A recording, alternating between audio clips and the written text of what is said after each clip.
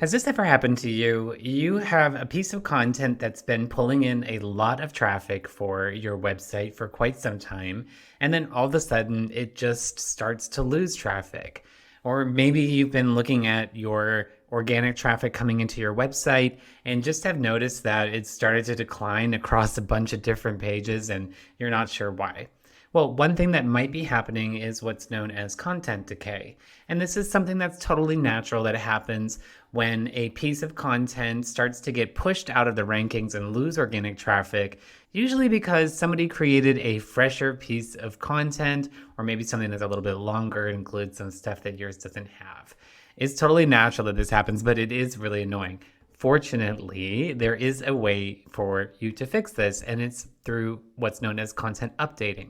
This is something I do with all of my clients. If they're focused on SEO, we always have this as part of our strategy, and it's pretty easy to do. Now, I do have a full training guide on how to actually go about updating content as part of my SEO Bridge Builders program.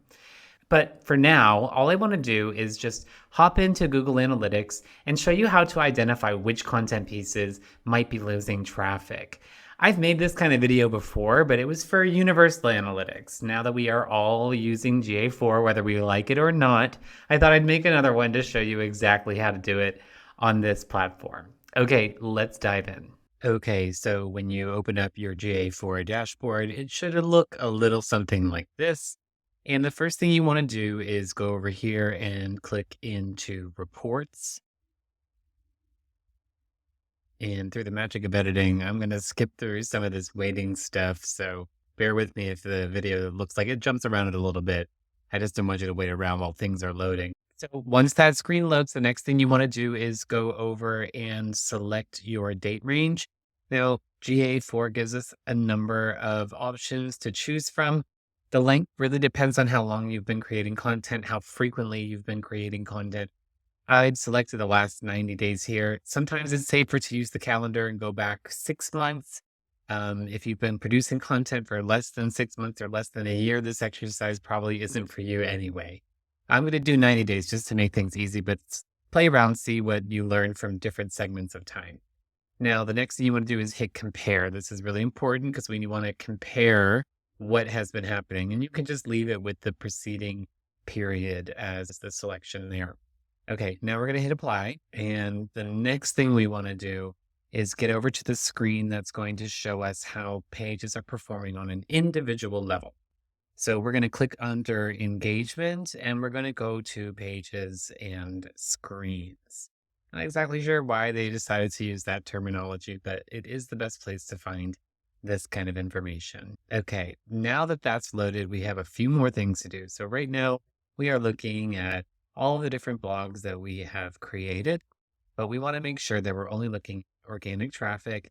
And it might be that you want to filter down to look at some specific blogs. So you go up here and you click add filter. And then in dimension, you want to just go ahead and type in source/medium, and you'll see these options pop up. And let's go with session source/medium. And we're just setting up a filter so that we only see things that came in through organic traffic.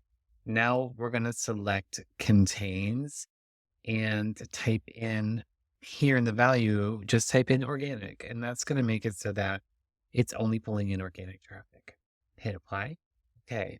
But what we're looking at now is just organic traffic for the blog, comparing the last 90 days to the 90 days before that. And this is going to show us where our traffic has been slipping. What we want to look for here are these percentage changes, but you can see just looking for the big numbers, some of them have gone up, but a lot of them have gone down. So these are the ones that we would probably want to target in our rewriting campaign. And just to note, it's totally normal for content to lose traffic over time. That is just what happens. It happens because other people might publish content that's fresher or more robust than your content, and things are just competitive. That's why it's really important to frequently go back and check and see what's losing traffic so that you can add updating content into your plan. This is especially true if you're producing a lot of content. Okay, one last thing to show you.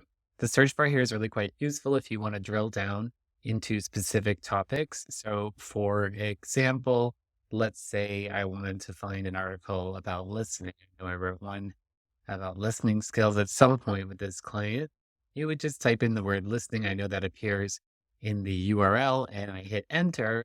I give it a second to think about that. And now it's just pulled up just the article that I wrote about passive listening. So that one does need an upgrade. Okay, that's all for now. Again, I have a training guide on how to update content as part of my SEO Bridge Builders program. And if you need help identifying content on your website that needs upgrading or actually going about the process of upgrading that content, I'm definitely here to help. You can reach me at liam@inkwellcontent.com, on LinkedIn, on Twitter or X, I guess, and YouTube. I mean, really anywhere.